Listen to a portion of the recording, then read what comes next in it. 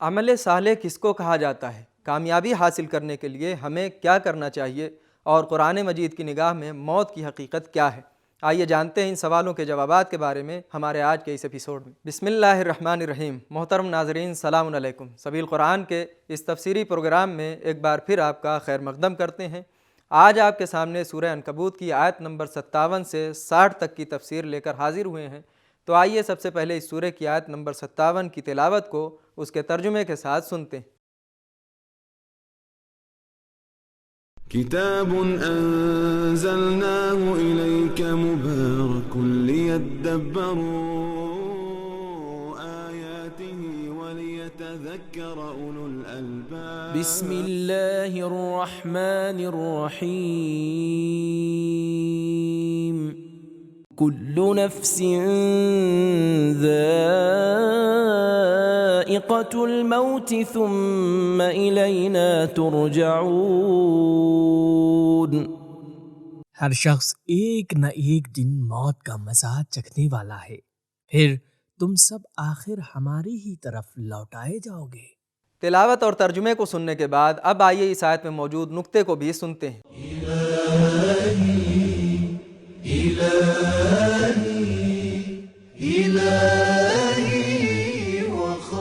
یہ آیت شاید پچھلی آیت سے مربوط ہے کہ اگر کوئی ہجرت کے درمیان مر جائے تو کیا ہوگا۔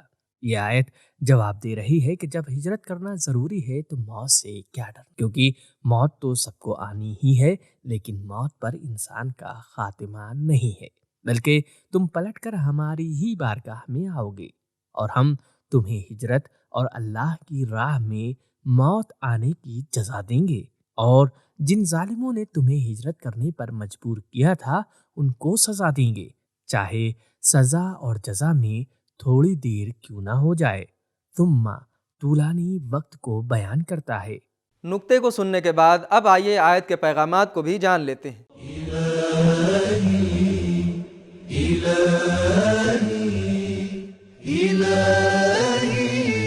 نمبر 1، موت کسی کو نہیں چھوڑے گی، سب کو آئے گی۔ نمبر 2، موت ایک وجودی چیز ہے، عدمی چیز نہیں۔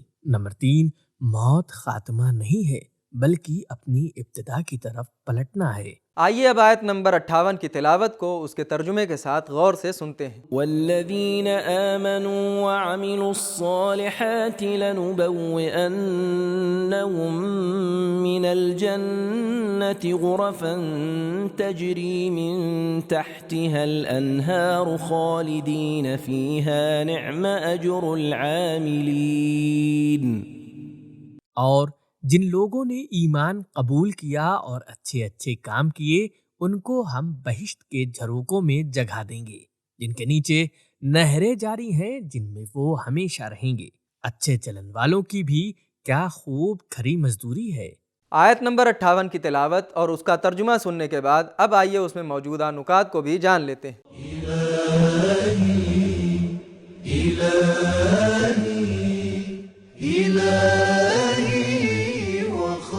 یہ آیت شاید آیت نمبر 56 کی طرف اشارہ کر رہی ہے جس میں ہجرت کو نیک اعمال کا ایک واضح نمونہ بتایا گیا ہے، یعنی جو لوگ ہجرت جیسے مقدس مقصد کے لیے دنیا میں اپنے گھر کو چھوڑ دیں گے تو اللہ انہیں آخرت میں گھر عطا فرمائے گا۔ تبوء دائمی اور ہمیشگی گھر دینے کو کہا جاتا ہے۔ غرفہ ایک ایسی بلند جگہ کو کہا جاتا ہے جو اپنے آس پاس کی جگہوں سے بہتر ہو۔ الصالحات جمع ہے اور الف و لام کے ساتھ ہے، جس کا مطلب ہے ہر طرح کے نیک کام انجام دے۔ نکات کو جان لینے کے بعد اب آئیے آیت نمبر 58 کے پیغامات کو بھی غور سے سنتے ہیں۔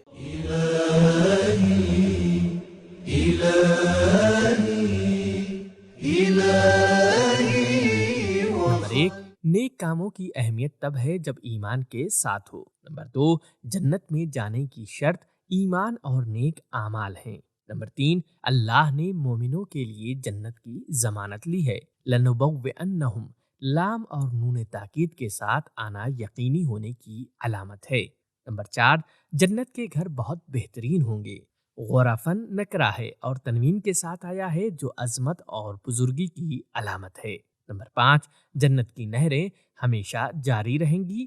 تجری فعل مضارع ہے جو تسلسل اور استمرار کی علامت ہے۔ نمبر 6، جنت اور اس کی نعمتوں کو پانے کی بنیاد عمل ہے۔ اب آئیے آیت نمبر 59 اور 60 کی تلاوت کو اس کے ترجمے کے ساتھ سنتے ہیں۔ الذين صبروا وعلى ربهم يتوكلون وكأين من دابة لا تحمل رزقها الله يرزقها وإياكم وهو السميع العليم۔ جنہوں نے دنیا میں مصیبتوں پر صبر کیا اور اپنے پروردگار پر بھروسہ رکھتے ہیں، اور زمین پر چلنے والوں میں بہت سے ایسے ہیں جو اپنی روزی اپنے اوپر لاتے نہیں پھرتے، خدا ہی ان کو بھی روزی دیتا ہے اور تم کو بھی، اور وہ بڑا سننے والا واقف کار ہے۔ تلاوت اور ترجمے کو سننے کے بعد اب آئیے ان آیات کے نکات کو بھی جان لیتے ہیں۔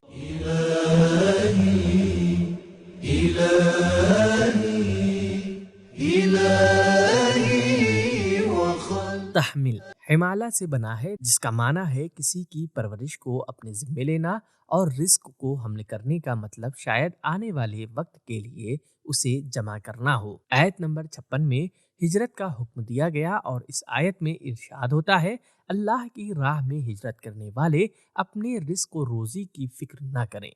وہ پروردگار جو اتنے سارے کمزور جانوروں کو رزق دیتا ہے، وہ تمہیں بھی رزق دے گا۔ نکات کو جان لینے کے بعد اب آئیے ان آیتوں کے پیغامات کو بھی غور سے سنتے ہیں۔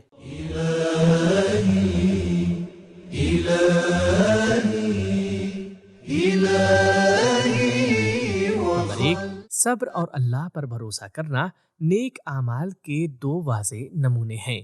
نمبر 2، اللہ کی ربوبیت اس پر بھروسہ کرنے کا ذریعہ ہے۔ نمبر 3، روحانی فشار اور زندگی کی مشکلیں نیک لوگوں کی راہ میں رکاوٹیں ہیں، جنہیں صبر اور اللہ پر بھروسے کے ذریعے دور کیا جانا چاہیے۔ نمبر 4، کامیابی اور سعادت 4 چیزوں میں ہے۔ الف، ایمان، بے، کوشش اور محنت، جیم، ڈٹے رہنا اور اپنے عمل کو جاری رکھنا۔ نمبر 5، اللہ پر بھروسہ اپنے اندر موجود تمام قوتوں اور طاقتوں کو استعمال کرنے کے ساتھ ہونا چاہیے۔